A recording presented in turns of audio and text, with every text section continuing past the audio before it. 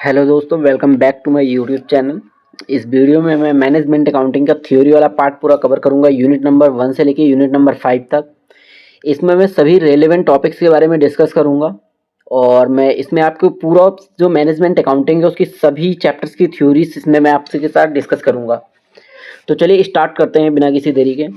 सबसे पहले हमें पता होना चाहिए कि मैनेजमेंट अकाउंटिंग क्या होता है। Management accounting is a specialized branch of accounting that provides financial and non-financial information to managers within an organization to make informed decision. Management accounting एक ऐसा ब्रांच है अकाउंटिंग का जो प्रोवाइड करता है फाइनेंशियल और नॉन फाइनेंशियल इंफॉर्मेशन को managers को, जिससे कि वो एक इन्फॉर्म डिसीजन ले सके मैनेजर्स। अगर हम बात करें, ये इम्प्रूव करता है बिजनेस परफॉर्मेंस को, unlike financial accounting which focus on external reporting. जो फाइनेंशियल अकाउंटिंग होता है वो एक्सटर्नल रिपोर्टिंग पे फोकस करता है, लाइक स्टेक होल्डर्स को। Management accounting caters to the internal need of manager. लेकिन जो मैनेजमेंट अकाउंटिंग होता है वो जो इंटरनल नीड होती है मैनेजर्स की, उनको फुलफिल करता है। नेक्स्ट अगर हम बात करें objective of management accounting. Objective, पहला ऑब्जेक्टिव होता है अपना planning and decision making. Management accounting provides relevant information to support strategic and operational planning, budgeting and decision making process. जो प्लानिंग और डिसीजन मेकिंग होता है उसका मतलब ये है मैनेजमेंट अकाउंटिंग हमें ऐसा रेलेवेंट इंफॉर्मेशन प्रोवाइड करता है जिसके थ्रू हम एक स्ट्रेटेजिक प्लान बना सकते हैं, बजट बना पाते हैं और डिसीजन मेकिंग प्रोसेस हमारी कंप्लीट हो पाती है। Cost control and reduction. By analyzing cost and identifying inefficiencies, management accounting helps in controlling and reducing cost to improve profitability. जो हमारा मैनेजर होता है वो जब मैनेजमेंट अकाउंटिंग के द्वारा प्रोवाइड की गई रिपोर्ट्स को पढ़ता है, उसके बाद वो जो हमारी प्रोडक्ट है उसके अंदर अगर कोई कॉस्ट ज़्यादा लग रहा है, अगर कोई कॉस्ट हमारा वेस्ट हो रहा है तो उसको रिड्यूस करता है। Performance measurement and evaluation. Management accounting tools like variance analysis, key performance indicators, benchmarking are used to measure and evaluate performance against target. Resource allocation. Management accounting helps in allocating resources effectively by providing information on cost benefit analysis, return on investment and capital budgeting. Resource allocation का मतलब हमारे पास ये होता है कि जो management accounting होता है उसको पढ़ के, जो मैनेजमेंट अकाउंटिंग के द्वारा प्रोवाइड्स की जाती हैं रिपोर्ट्स, उसको पढ़ के हमारे मैनेजर जो होता है एक डिसीजन लेते हैं कि हमारा जो इन्वेस्टमेंट है, हमारा जो कैपिटल है उसको हम कहाँ पे इन्वेस्ट करें जिससे कि हमें कॉस्ट बेनिफिट एनालिसिस मिले, हमारा जो उसमें इन्वेस्टमेंट किया है उस पर रिटर्न ज़्यादा मिले और हमें कैपिटल बजटिंग में भी उसकी हेल्प हो। नेक्स्ट अगर हम बात करें motivation and empowerment. Management accounting information can be used to motivate employees, set performance target and empower them to make informed decision at their level. Management accounting sometime help करता है कि अपने employees को motivate करने के लिए, target set करने के लिए और उनको एम्पावर करने के लिए, जिससे कि वो एक इन्फॉर्म डिसीजन ले सकें। नेक्स्ट अगर हम बात करें nature of management accounting. Nature of management accounting पहला है हमारे पास ये इंटरनल फोकस होता है, यानी जो मैनेजमेंट अकाउंटिंग की जो रिपोर्ट्स होती है वो इंटरनली यानी मैनेजर्स और एम्प्लॉयज़ के लिए बनाई जाती हैं। Future oriented, it emphasise future oriented information to support planning and decision making for the future. Future oriented का मतलब ये है कि ये फ्यूचर्स को देख के बनाया जाता है। डिसीजन ओरिएंटेड, मैनेजमेंट अकाउंटिंग की जो हमारे पास रिपोर्ट्स आती हैं उसको पढ़ के मैनेजर्स डिसीजन ले सकते हैं।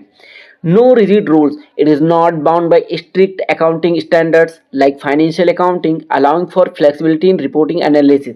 जो हमारा decision oriented no rigid rules है, इसका मतलब ये है जैसे हमारे फाइनेंशियल स्टेटमेंट होते हैं वो क्या होता है, रिजिड होता है, उसको एक बार बन गया तो बन गया, वो आपको ऑडिट करवाना पड़ेगा। अनलाइक हमारा मैनेजमेंट अकाउंटिंग क्या है, इसमें हम चेंजेस कर सकते हैं। Emphasis on non-financial information. In addition to financial data, management accounting also incorporate non-financial information. जो मैनेजमेंट अकाउंटिंग होता है वो हमारा नॉन फाइनेंशियल इन्फॉर्मेशन को भी ध्यान में रखता है। जैसे फाइनेंशियल अकाउंटिंग जो होता है वो फाइनेंशियल डेटा को रिकॉर्ड करता है, वैसे जो हमारा मैनेजमेंट अकाउंटिंग है वो नॉन फाइनेंशियल डेटा को भी रिकॉर्ड करता है, जैसे कस्टमर का सेटिस्फेक्शन, एम्प्लॉय का मोरल और मार्केट के ट्रेंड क्या क्या है। नेक्स्ट अगर हम बात करें इस वीडियो में तो हमारे पास आता है scope of management accounting. Scope of management accounting के अंदर सबसे पहले अगर हम बात करें तो कॉस्ट अकाउंटिंग। कॉस्ट अकाउंटिंग का मतलब ये है कि ये डिटरमाइन करता है किसी भी कॉस्ट का, किसी भी प्रोडक्ट और सर्विस का कॉस्ट।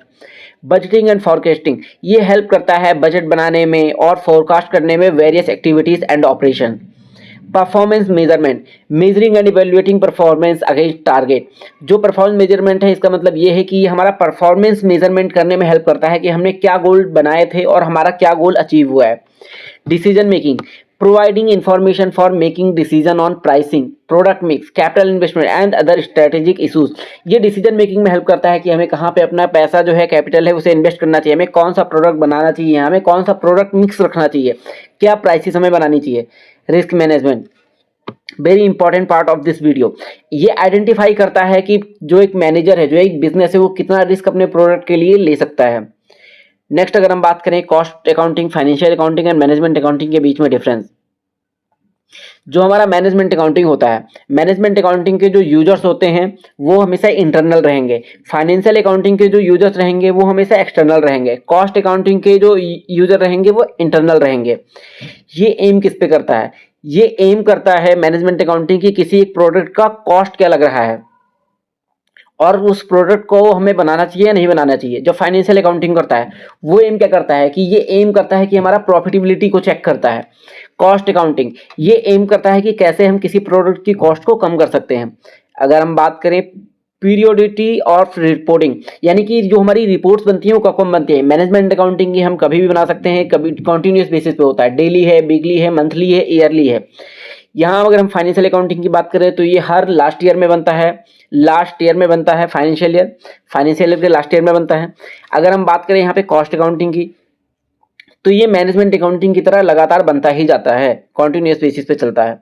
लीगल नेसेसिटी की बात करें, मैनेजमेंट अकाउंटिंग जो है वो प्योरली वॉलंटरी है, यानी कि किसी बिजनेस को अगर परफॉर्म करना है तो कर सकता है। लेकिन फाइनेंशियल अकाउंटिंग को क्या है, कंपनी लॉ गवर्न करता है, टैक्स लॉ गवर्न करता है, इनकम लॉ गवर्न करता है।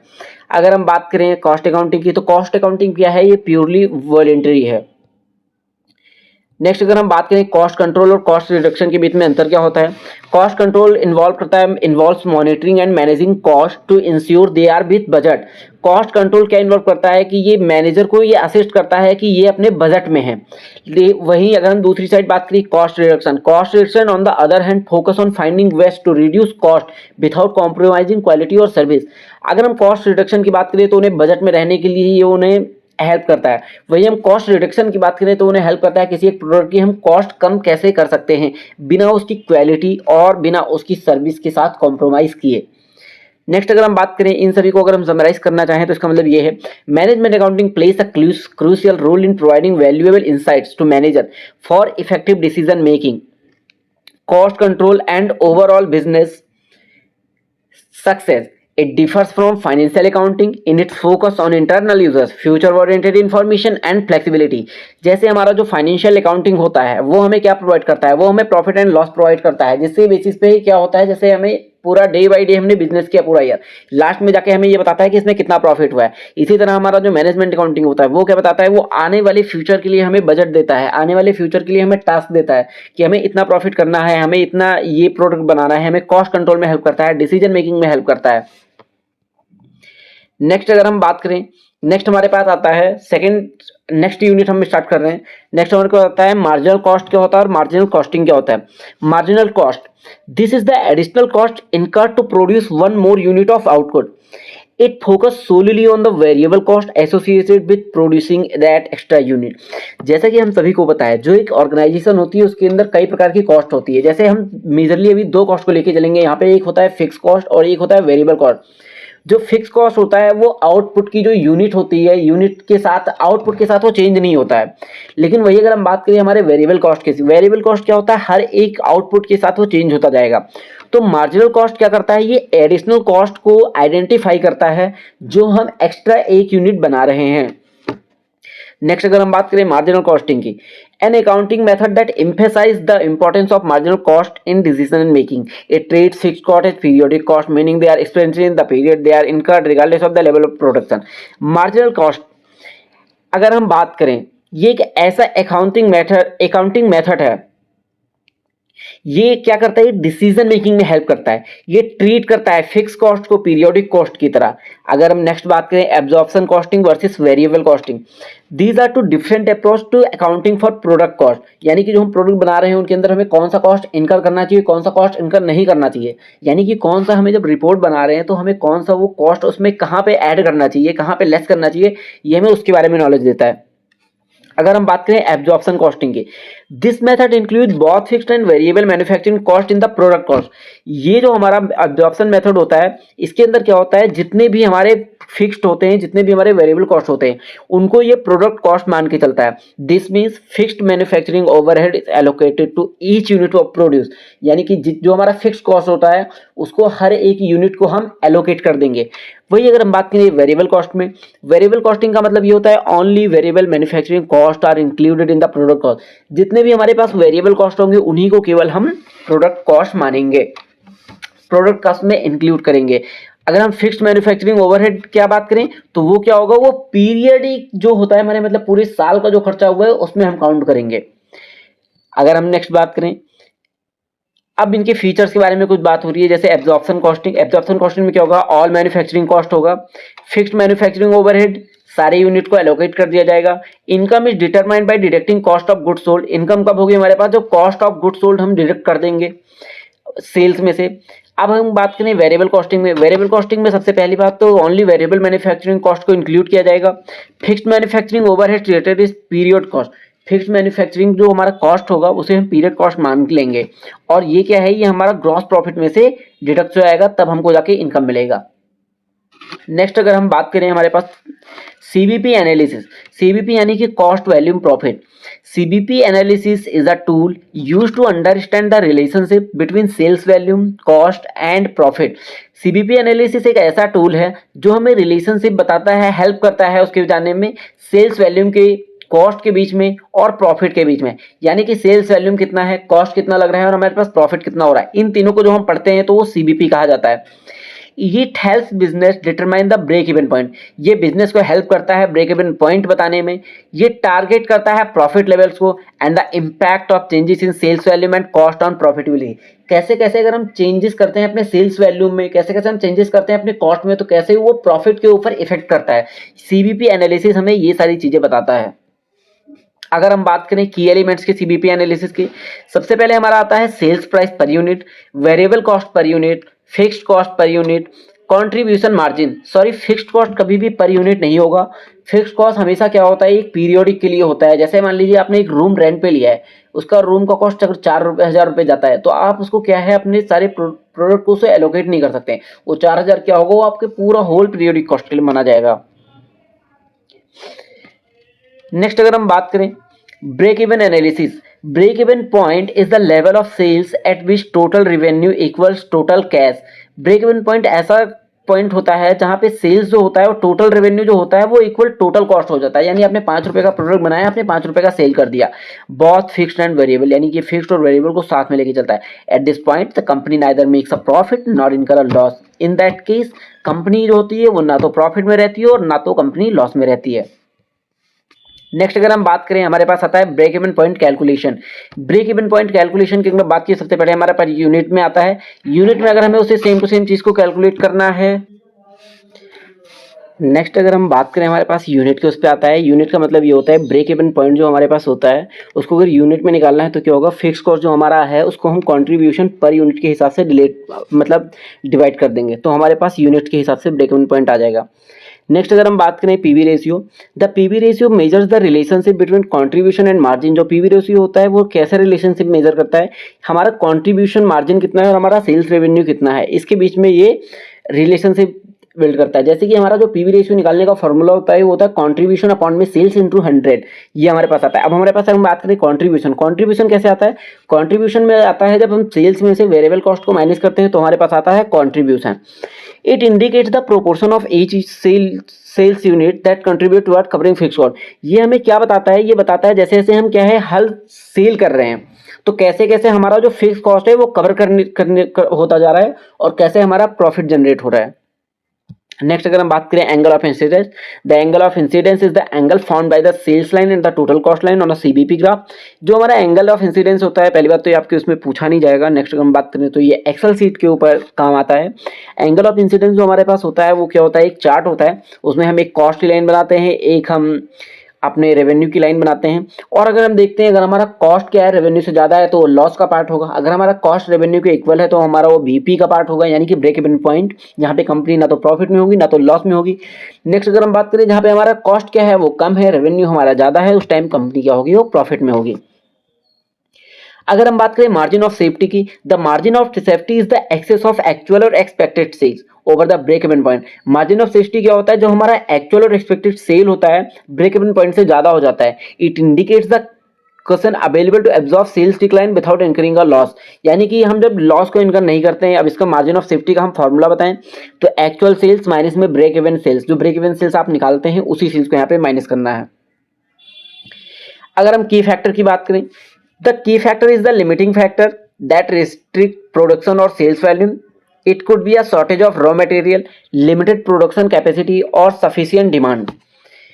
Determinant of cost indifference point. The cost indifference point is the level of production at which the total cost under absorption costing is equal to the total cost under variable costing. देखो indifference point का मतलब क्या होता है, जितना हमारा cost under absorption costing के ऊपर निकल के आया है उतना ही हमारा अंडर वेरिएबल कॉस्टिंग के हिसाब से भी निकल के आएगा। It helps determine when the choice of costing method does not affect net income. ये हमें क्या डिटरमाइन करने में हेल्प करता है, जो हमारा जो कॉस्टिंग मेथड होता है ये हमारे नेट इनकम के ऊपर कोई भी इफेक्ट नहीं डालेगा। नेक्स्ट अगर हम बात करें, ये हमारे पास इंपॉर्टेंट पार्ट नहीं है, इसको स्किप कर रहा हूं मैं। नेक्स्ट हम नेक्स्ट यूनिट पे आ गए हैं, डिसीजन मेकिंग। देखो सबसे पहली बात तो डिसीजन मेकिंग क्या होता है ये आप सभी को पता है, लेकिन हमें ये जानना इंपॉर्टेंट है डिसीजन मेकिंग करने के लिए प्रोसेस क्या होता है। सबसे पहले क्या होता है, हमें एक आइडेंटिफाई करनी होती है प्रॉब्लम को या तो अपॉर्चुनिटी को।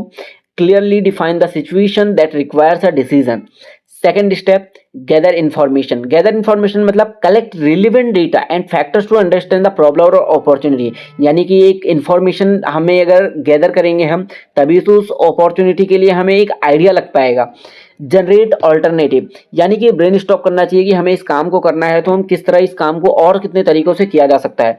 Evaluate alternative, analyse each alternative, यानी कि हमें जितने भी उसके अल्टरनेटिव कर है तरीके उन सभी को हमें एनालाइज करना चाहिए। कंसिडरिंग इट्स पोटेंशियल बेनिफिट, हर किसी के हमें बेनिफिट पता होने चाहिए, हर किसी के हमें लॉस पता होने चाहिए, कॉस्ट पता होनी चाहिए, रिस्क पता होना चाहिए और फेजिबिलिटी पता होना चाहिए।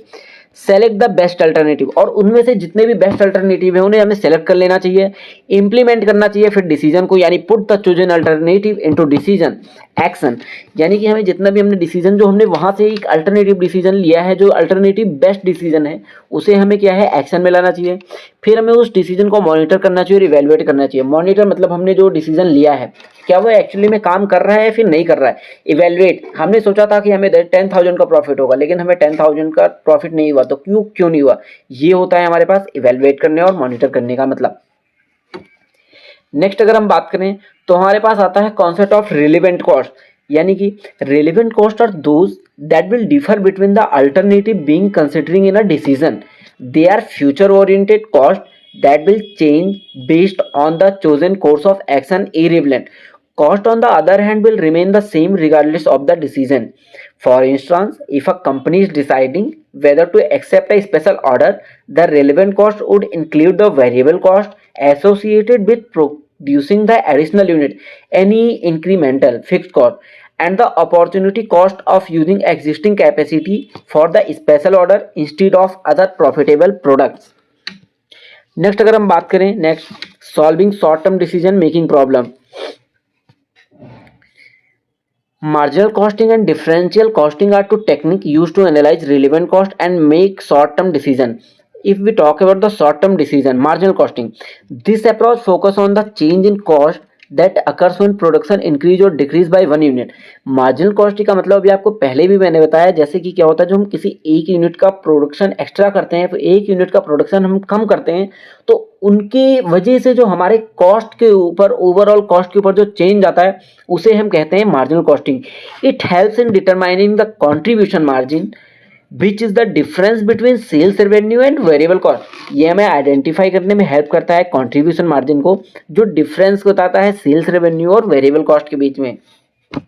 Differential costing, this method compares the cost and revenue of different alternative. It highlights the incremental cost and benefits associated with each option. Example of short-term decision making problems include, यानी कि this math differential costing में this method compares the cost and revenue of different alternative. जितने भी अलग अलग हमारे पास alternative है उनके जो cost है उनके जो revenue है उसे identify करने में ये help करता है. Profitable product mix determine the optional combination of product to produce sell to maximize profit, यानी कि अलग अलग जो हमारे पास कॉम्बिनेशन होते हैं प्रोडक्ट बनाने के उनमें से कोई भी एक बना लो, दो बना लो, तीन बना लो, उसको मार्केट में सेल करेंगे जिससे हमें ज्यादा प्रॉफिट रिसीव होगा. नेक्स्ट अगर हम बात करें एक्सेप्टेंस और rejection of special export order, यानी कि इसमें हम क्या होगा कि जो हमारा एक्सपोर्ट ऑर्डर है क्या हमें उसे एक्सेप्ट करना चाहिए फिर उसे रिजेक्ट करना चाहिए. मेक और बाय डिसीजन में क्या होना चाहिए, मेक और बाय डिसीजन में हमारे पास ये ऑप्शन आता है कि क्या हमारे मान लीजिए हमारे एक कंपनी है वहां पे हमें 5 मशीन की जरूरत है, वो मशीन हमारी कंपनी में हम बना रहे हैं तो उसका कॉस्ट 5,000 आ रहा है, वही अगर 5 हम बाहर से खरीदेंगे तो हमें 4500 का पड़ेगा. तो और मेक और बाय डिसीजन का मतलब क्या होता है, मेक और डिसीजन का मतलब सिंपल से ये होता है कि हमें ये प्रोडक्ट अपनी कंपनी में बनाना चाहिए फिर हमें ये प्रोडक्ट खरीदना चाहिए. नेक्स्ट अगर हम बात करें एडिशन और elimination of a product line, यानी कि मान लीजिए अगर आपके पास कोई प्रोडक्ट लाइन है उसमें अगर हमें प्रॉफिट हो रहा है तो उसमें और प्रोडक्ट ऐड करना चाहिए, मान लीजिए अगर हमारे पास उसमें लॉस हो रहा है तो उसमें प्रोडक्ट कम कर देना चाहिए. सेल और process further deciding whether to sell a product at an intermediate stage और proceed further to increase it selling price. जैसे मान लीजिए अब मैं तरबूज लेके आता हूँ, तरबूज का कॉस्ट मेरे को 10 रुपये का पड़ता है, मैं उसे बेचता हूँ 20 रुपये का, 10 रुपये का प्रॉफिट है. लेकिन अगर वही तरबूज का मैं उसी तरबूज से अगर मैं जूस निकालूं, उस तरबूज की जूस को मैं सेल करूं तो 50 रुपये का बिकेगा. तो इसी को कहते हैं सेल कर दो या फिर उसे और प्रोसेस करो उसके बाद सेल करो. ऑपरेट और शट डाउन का मतलब क्या आता है, डिटरमाइन करता है whether to continue operating a business unit और शट डाउन इट टेम्परेरी और परमानेंटली. मान लीजिए आपके पास विंटर सीजन चल रहा है, आप विंटर सीजन में भाई क्या है कि गर्मियों के कपड़े कोई नहीं खरीदता, तो आप क्या करेंगे उस तक गर्मियों के कपड़े को अपना जो बिजनेस है वो शट डाउन कर देंगे, ठंडियों के कपड़े को उसे चालू कर देंगे. Pricing decision setting prices for products और service to maximise revenue and profitability, हमें ऐसा कोई प्राइस डिसाइड करना पड़ेगा जिससे क्या होगा हमारा प्रोडक्ट और सर्विस जो है उससे मैक्सिमाइज कर सके रेवेन्यू को. नेक्स्ट अगर हम बात करें pricing decision involve setting the right price for the product और service, several factors influence pricing. देखो प्राइसिंग क्या है किसी भी बिजनेस के लिए एक बहुत ही ज़्यादा इंपॉर्टेंट पार्ट है, क्योंकि हर एक बिजनेस आज के टाइम पे सेम जगह से रॉ मटेरियल परचेज कर रही है, सब चीज़ परचेज कर रही है. लेकिन वही हमारे पास होता क्या है, एक बिजनेस जब क्या है रेवेन्यू तभी जनरेट कर पाएगी जब उसका सेल्स होगा. मान लीजिए किसी अगर फर्म ने अपने एक प्रोडक्ट का 5 रुपये से बढ़ा के 6 रुपये कर दिया, तो क्या करेगा जो बिजनेस जो अलग जो हमारे पास कंज्यूमर्स होंगे वो उसके प्रोडक्ट परचेज नहीं करेंगे. तो प्राइसिंग बहुत ही ज़्यादा इंपॉर्टेंट पार्ट होता है किसी भी बिजनेस के लिए. अगर हम बात करें ये क्या क्या इंक्लूड करता है, पहली बात तो कॉस्ट ऑफ प्रोडक्शन को इंक्लूड करता है, डिमांड को इंक्लूड करता है, मार्केट कंडीशन को इंक्लूड करता है और कंपटीशन कितना है इसको भी इंक्लूड करता है. प्राइसिंग ऑब्जेक्टिव की बात करें तो सबसे मेन बात प्रॉफिट मैक्सिमाइजेशन होना चाहिए, मार्केट शेयर बढ़ना चाहिए, ग्रोथ होनी चाहिए कंपनी की, एक इमेज होनी चाहिए मार्केट में, एक ट्रस्ट बिल्ड होना चाहिए कस्टमर और बिजनेस के बीच में, वेरिएबल बेस्ड प्राइसिंग है, कॉम्पिटिटिव बेस्ड प्राइसिंग है एंड साइकोलॉजिकल प्राइसिंग है. ये जो मैंने आपको 3 चीज बताए हैं, cost plus pricing, value based pricing, competitive pricing and psychological pricing, ये हमारा क्या है ये प्राइसिंग स्ट्रेटेजीज हैं. अब मैं बात करूं अगर अदर कॉन्सेप्ट की तो opportunity cost, the cost of forgoing the next best alternative, यानी कि जब हमें 2 चीज ऑप्शन में दिख रही है, जैसे मुझे 17,000 सैलरी वाली जॉब मिल रही है, 80,000 सैलरी वाली मिल रही है, अगर मैंने 80,000 वाली सैलरी को चुना है यानी कि क्या है कि 17,000 सैलरी वाला मेरा क्या है अपॉर्चुनिटी कॉस्ट है. Sunk cost costs that have already been incurred and cannot be recovered, they are irrelevant for decision making, यानी कि ये ऐसे कॉस्ट होते हैं जिन्हें डिसीजन मेकिंग के लिए कोई इरेलीवेंट हो जाते हैं पूरी तरह से, ये कभी भी रिकवर नहीं कर सकते. जैसे एडवर्टाइजमेंट कॉस्ट होते हैं, ये रिकवर नहीं हो सकता, ये आपका गया तो एक बार गया. इसी के साथ हमारे 2 यूनिट कंप्लीट हो गए. चलिए नेक्स्ट यूनिट पे चलते हैं. नेक्स्ट हमारे पास आता है रिस्पॉन्सिबिलिटी अकाउंटिंग. रिस्पॉन्सिबिलिटी अकाउंटिंग का मतलब क्या होता है, कॉन्सेप्ट क्या होता है, सबसे पहले हम ये जानेंगे, फिर उसके सिग्निफिकेंस क्या होता है ये जानेंगे, फिर different type of responsibility centre जानेंगे. तो चलिए सबसे पहले बात करते हैं कॉन्सेप्ट की. Responsibility accounting is a system of accounting that tracks cost and revenue associated with different organizational unit or individuals. It aims to pinpoint accountability for performance by linking cost and revenue to specific areas responsible for them. Total मिला के देखो responsibility मतलब क्या है, responsible तय करते हैं कि जब हमने कॉस्ट लगा रहा है कि अपना रेवेन्यू हमें मिल रहा है नहीं मिल रहा, इसके बारे में बात करते हैं. अगर हम बात करें इसमें सिग्निफिकेंस का, तो ये सिग्निफिकेंस में हमें सबसे पहला आता है improve decision making by providing detailed cost and revenue information. Responsibility accounting helps manager make informed decision about resource allocation, cost control and performance improvement.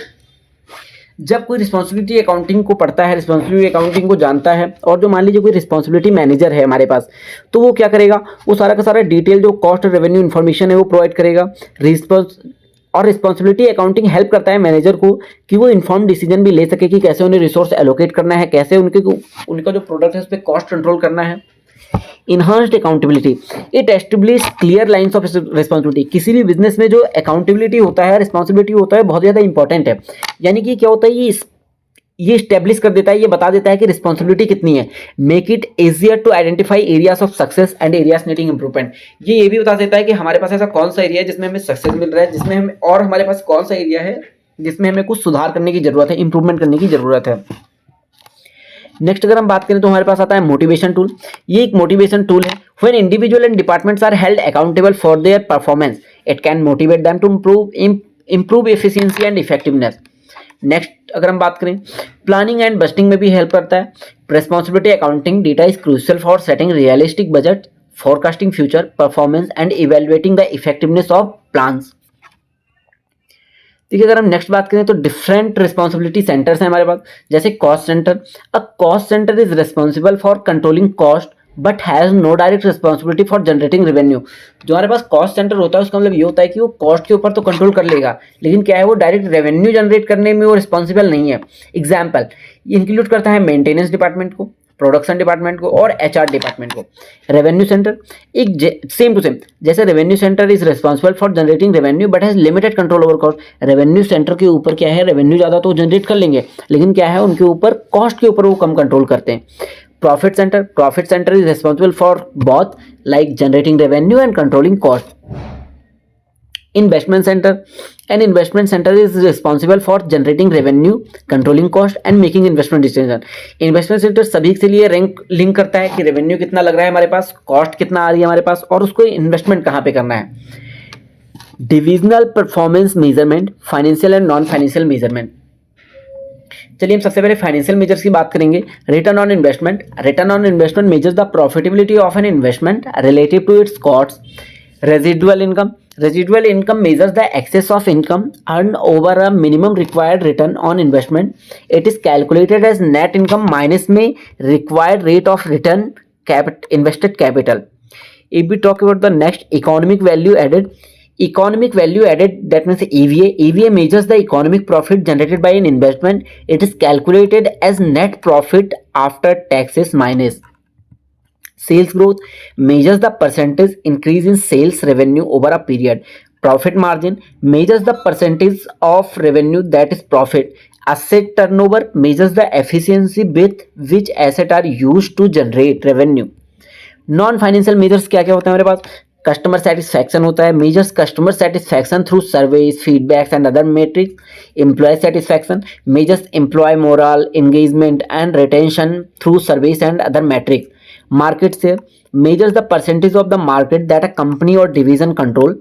Quality measures the quality of products or service through various metrics such as direct defect rates, customer complaint and warranty claims. Innovation measures the number and success of new product or service launches. If we talk about the environmental performance, it measures the environmental impact of operations such as greenhouse gases emission, waste generation and energy consumption. In summary, responsibility accounting and divisional performance measurement are essential tools for effective management. By tracking cost and revenue, identifying responsibility center and using a mix of financial and non-financial measure, organizations can improve decision making, enhance accountability and achieve their strategic goals. Next unit हमारे पास आता है budgeting और budgetary control क्या होता है। देखिए जो बजट होता है, बजट एक फाइनेंशियल प्लान होता है जो आउटलाइन करता है ऑर्गेनाइजेशन एंटिसिपेटेड रेवेन्यू और एक्सपेंडिचर, यानी कि ऑर्गेनाइजेशन को इन फ्यूचर कितना रेवेन्यू हो सकता है और कितना एक्सपेंडिचर वो लोग कर सकते हैं।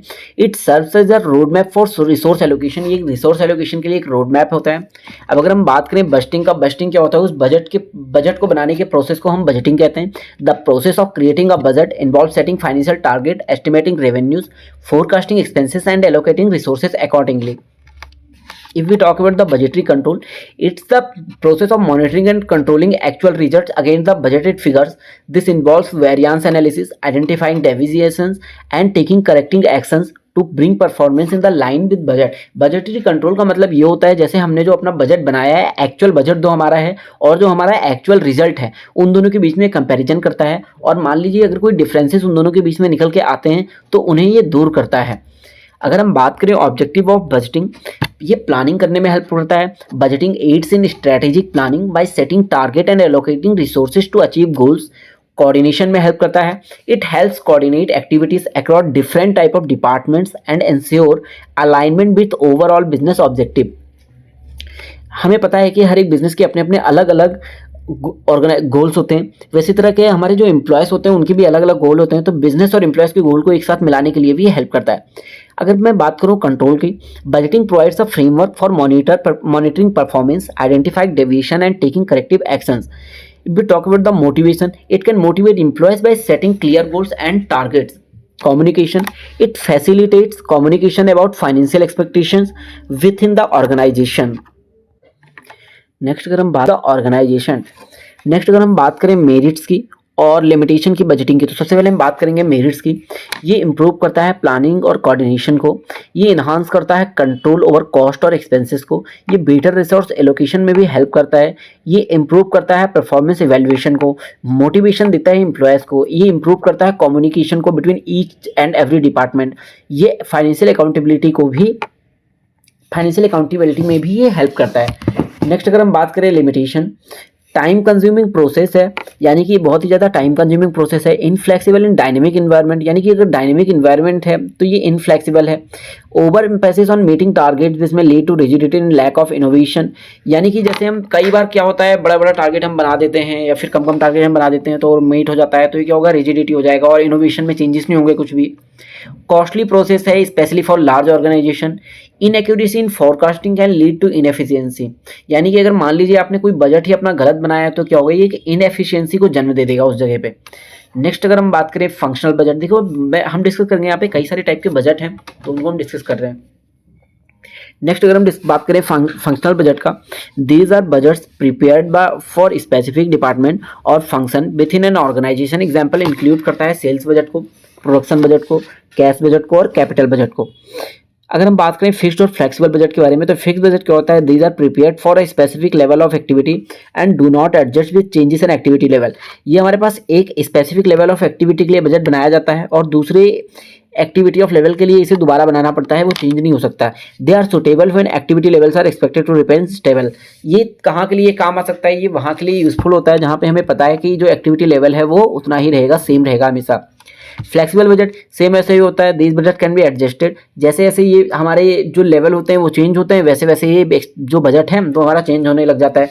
जैसे आज हमारा जो फर्म है वो 60% कैपेसिटी पे वर्क कर रहा है, 70% पे कैपेसिटी पे वर्क कर रहा है, 80% कैपेसिटी पे वर्क कर रहा है, तो 60 to 70 to 80, तो हमारा ये क्या होगा, यहाँ पे हमें फ्लेक्सिबल बजट बनाना पड़ेगा।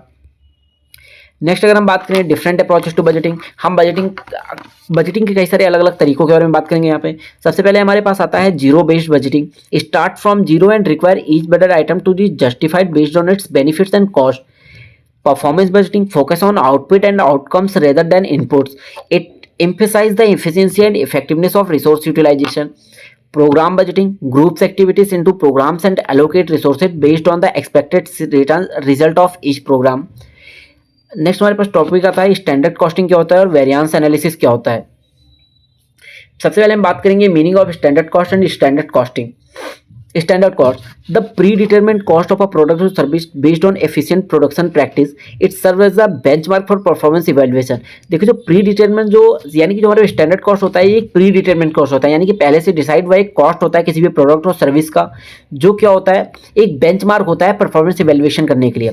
अगर हम वही बात करें स्टैंडर्ड कॉस्टिंग की, एक system that compares actual cost with standard cost. एक ऐसा सिस्टम जो हमारे पास एक्चुअल कॉस्ट है और जो हमारे पास स्टैंडर्ड कॉस्ट है उसमें ये कंपेयर करने में हेल्प करता है और ये आइडेंटिफाई करता है कि अगर कोई वेरिएंस हुए और अगर कोई एफिशिएंसी हुई है तो उनको वो इम्प्रूव करता है। नेक्स्ट अगर हम बात करें advantage of standard costing, facilitate planning and budgeting, provides a basis for cost control and efficiency empowerment, simplifies cost accounting procedures, encourage cost consequence among employees, aids in inventory evaluation, helps in pricing decision। जो हमारे पास overall standard costing है उसका जो अगर हम significance है, importance है अगर हम बात करें तो क्या होता है, ये प्लानिंग करने में हेल्प करता है किसी भी बजट को बनाने के लिए। ये कॉस्ट कंट्रोल यानी कि एक बेस प्रोवाइड करता है कॉस्ट कंट्रोल करने के लिए। ये हमारा जो हेल्प करता है प्राइस डिसीजन को करने के लिए, यानी किसी भी प्रोडक्ट का प्राइस बताने के लिए। ये हमारे जो एम्प्लॉयज़ होते हैं उन्हें भी मोटिवेट करने में हेल्प करता है। लेकिन अगर हम बात करें लिमिटेशन की, इन फ्लेक्सिबल एंड डायनेमिक इन्वायरमेंट, हमारा ये क्या होता है, ये इनफ्लेक्सिबल होता है, यानी कि हर बार हम इसे चेंज नहीं कर सकते हैं। Over simplicity on meeting standard में higher innovation, costly to set and maintain accurate standard, it is very costly, may not reflect actual production. कई बार क्या होता है, ये एक्चुअल प्रोडक्शन को रिफ्लेक्ट ना करे, कंडीशंस को एक्यूरेटली रिफ्लेक्ट ना करे, can lead to unrealistic target and demotivate employee. अगर हम क्या है अनरियलिस्टिक टारगेट रख लेते हैं, जैसे मान लीजिए हमने रख लिया कि 5 लाख का हम टारगेट है, कंपनी ने इस साल में क्या किया है 1 लाख का प्रॉफिट जनरेट किया, नेक्स्ट ईयर वो बोलती है मैं 5 लाख का प्रॉफिट जनरेट करूँ, तो ये इम्पॉसिबल है। लाइक आप 100% से ज़्यादा का आप ग्रोथ देखना चाहते हैं अपनी कंपनी में, तो ऐसे टाइप के अगर वो अचीव हो जाएगा तो गुड है, लेकिन अगर वो अचीव नहीं होगा तो वो एम्प्लॉयज़ को क्या है डिमोटिवेट कर देगा। अब एप्लीकेशन कहाँ कहाँ होता है स्टैंडर्ड कॉस्टिंग का, कॉस्ट कंट्रोल और वेरिएंस एनालिसिस में, प्राइसिंग डिसीजन में, इन्वेंट्री वैल्यूएशन में, परफॉर्मेंस इवैल्यूएशन में, setting target for cost reduction में। नेक्स्ट अगर हम बात करें हमारे पास आता है वेरिएंस एनालिसिस। हमारे पास आता है वेरिएंस एनालिसिस, उसका मतलब होता है it involves comparing actual cost with standard cost. ये क्या होता है, ये हमारा जो एक्चुअल कॉस्ट होता है और जो हमारा स्टैंडर्ड कॉस्ट होता है उनको ये कंपेयर करता है आपस में, और अगर कोई वेरिएंस यानी कि अगर कोई हमें चेंजेस नजर आते हैं, अगर कोई कुछ खराब चीज़ हुई है तो हम उसे ठीक करते हैं इसमें। सबसे पहले हमारे पास आता है मटेरियल वेरिएंस, फिर आता है हमारे पास लेबर वेरिएंस, फिर आता है हमारे पास ओवरहेड वेरिएंस। वेरिएबल ओवरहेड, ये ओवरहेड की कुछ पार्ट हैं, वेरिएबल है, फिक्स्ड है। फिर हमारे पास आता है सेल्स वेरिएंस। अगर हम बात करें control ratios these are financial ratio used to monitor control cost. ये ऐसे हमारे पास रेशियोज दिए गए हैं कुछ, जिससे हम क्या है मॉनिटर करते हैं, कंट्रोल करते हैं कॉस्ट के ऊपर, यानी कि हमारा कितना कॉस्ट टोटल लग रहा है और कितना कॉस्ट नहीं लग रहा है, कितना रेवेन्यू जनरेट हो रहा है, इन सब के ऊपर ही बात करता है कॉस्ट कंट्रोल रेशियोज। सबसे पहले हमारा आता है cost of goods sold percentage, फिर आता है हमारे पास gross profit margin, operating profit margin, return on investment, debt to equity ratio. तो अभी हमारा क्या हुआ है, हमने ये यूनिट नंबर 1 से लेके यूनिट नंबर 5 तक के सभी यूनिट के थ्योरी पार्ट हमने यहाँ पे कंप्लीट किया है। तो चलिए देखते हैं, अगर आपको वीडियो बिल्कुल भी अगर आपकी मतलब एक पॉइंट भी अगर आपकी दिमाग में फिर आपके एजुकेशन में इसने वैल्यू एडिशन किया होगा तो चैनल को सब्सक्राइब जरूर करना। और thank you for watching and best of luck for your exam, and if you want to do then subscribe my channel, and thank you so much.